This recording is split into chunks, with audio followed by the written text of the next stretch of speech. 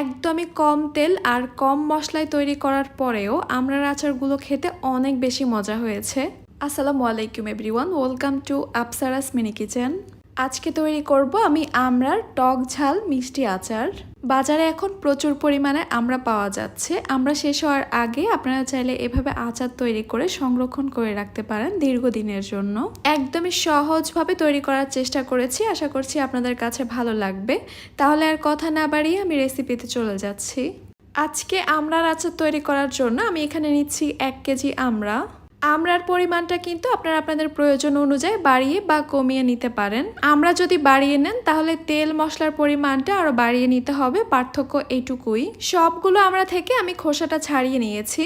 এবার আমি একটা নাইফ দিয়ে আমড়ার গায়ে দাগ কেটে নিব। একটু গভীরভাবে কেটে নিতে হবে যেন তেল মশলাটা আমড়ার মধ্যে ঢুকতে পারে। এরপর এগুলোকে 2-3 বার পানি পরিবর্তন করে খুব ভালোভাবে ধুয়ে পরিষ্কার করে নিয়ে পানিটাকে ঝরিয়ে নিতে হবে। এবার এখানে দিয়ে দিচ্ছি আমি 1 চা চামচ লাল মরিচের গুঁড়া, দিয়ে দিচ্ছি 1/2 চা চামচ হলুদ গুঁড়া, লবণ দিয়ে দিচ্ছি 1/2 চা চামচ। লবণ মরিচ হলুদ দিয়ে এখন আমি আমড়াগুলোকে খুব ভালোভাবে মাখিয়ে নিব। আমড়ার আচারের কালারটা সুন্দর হওয়ার জন্য কিন্তু এই স্টেপটা অবশ্যই ফলো করতে হবে, এটা একদমই স্কিপ করা যাবে না। সব কিছু যখন ভালোভাবে মাখিয়ে নেওয়া হয়ে যাবে তখন আমি এই আমড়াগুলোকে একটা প্যানে নিয়ে নিচ্ছি। এবার আমি এখানে মিষ্টির জন্য দিয়ে দিচ্ছি 1 কাপ চিনি। 1 কাপ চিনিতে যদি আপনাদের কাছে কম বেশি মনে হয় তাহলে আপনারা আপনাদের টেস্ট অনুযায়ী বাড়িয়ে কমিয়ে অ্যাডজাস্ট করতে পারবেন। আমি কিন্তু এখানে আলাদা করে কোনো পানি দিব না, চিনিটা কিন্তু একাই গলতে থাকবে আর পানি ছড়াতে থাকবে। আর চিনি থেকে যে পানিটা বের হবে আমি ওই পানিতেই আমড়াগুলোকে সিদ্ধ করব। যেহেতু আমড়াটা টক তাই ভয় পাওয়ার কোনো কারণ নেই, চিনিগুলো পুড়ে যাবে না বা ক্যারামেলও হয়ে যাবে না। চিনির এই পানির মধ্যেই কিন্তু আমড়াটা খুব সুন্দরভাবে সিদ্ধ হয়ে যাবে। আলাদা করে এখানে আর কোনো পানি অ্যাড করতে হবে না। চিনিটা যখন ভালোভাবে গলে গিয়ে অনেকটাই পানি ছড়াবে তখন আমি একটা ঢাকনা দিয়ে ঢেকে দিব 10 মিনিটের জন্য। এই 10 মিনিটেই আমড়াগুলো খুব ভালোভাবে সিদ্ধ হয়ে যাবে। আর আমি বেশ অনেকবার করে ঢাকনা তুলে নেড়ে চেড়ে দিয়েছি। 10 মিনিট পর আমি ঢাকনাটা তুলে নিচ্ছি। চিনি থেকে যে পানিটা বের হয়েছিল সেটা কিন্তু এখন শুকিয়ে গেছে আর এই আমড়াগুলো এখন ভালোভাবে সিদ্ধ হয়ে গেছে। চাইলে আপনারা একটা কাঁটা চামচ দিয়ে চেক করে নিতে পারেন আমড়াগুলো সিদ্ধ হয়েছে কিনা। আমার এখানে আমড়াগুলো ভালোভাবে সিদ্ধ হয়ে গেছে।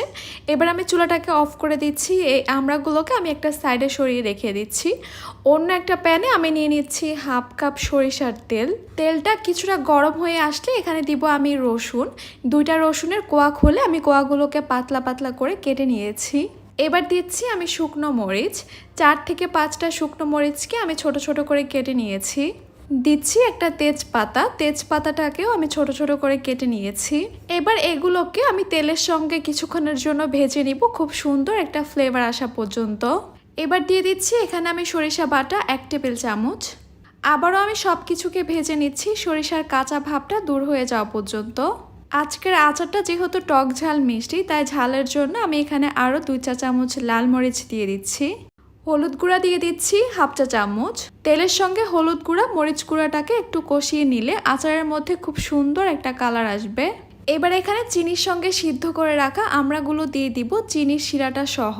সবকিছুকে এখন নেড়ে চেড়ে আমি ভালোভাবে মিশিয়ে নিচ্ছি। অনবরত নেড়ে চেড়ে আমি কিছুক্ষণ আচারটাকে ভালোভাবে কষিয়ে নিয়েছি। এবার আমি এখানে দিয়ে দিচ্ছি 1 চা চামচ 5 ফোড়ন। 5 ফোড়নগুলোকে আমি হালকাভাবে তাওয়ায় টেলে আধ ভাঙা করে নিয়েছি, আমি একদম গুঁড়ো করে নিইনি। এরপর এখানে দিয়ে দিচ্ছি আমি 1/2 চা চামচ বিট লবণ। সব কিছুকে একবার ভালোভাবে নেড়ে চেড়ে মিশিয়ে নিলেই কিন্তু আমাদের আচারটা তৈরি হয়ে যাবে। আচারটা চুলা থেকে নামানোর 1 মিনিট আগে আমি এখানে দিয়ে দিব 2 টেবিল চামচ সাদা সিরকা। সিরকাটা দেওয়ার পর আর বেশিক্ষণ জাল করা যাবে না, সবকিছুকে একবার নেড়ে চেড়ে মিশিয়ে নিয়ে আমি চুলাটাকে অফ করে দিব। এরপর অপেক্ষা করব আচারটা ভালোভাবে ঠান্ডা হয়ে যাওয়া পর্যন্ত। আচারটা যখন একদম ভালোভাবে ঠান্ডা হয়ে যাবে এরপর সংরক্ষণের জন্য আপনারা একটা কাচের জারে আচারটাকে রেখে দিতে পারেন। নরমালি 2 থেকে 3 মাসের মতো এই আচারটা ভালো থাকবে।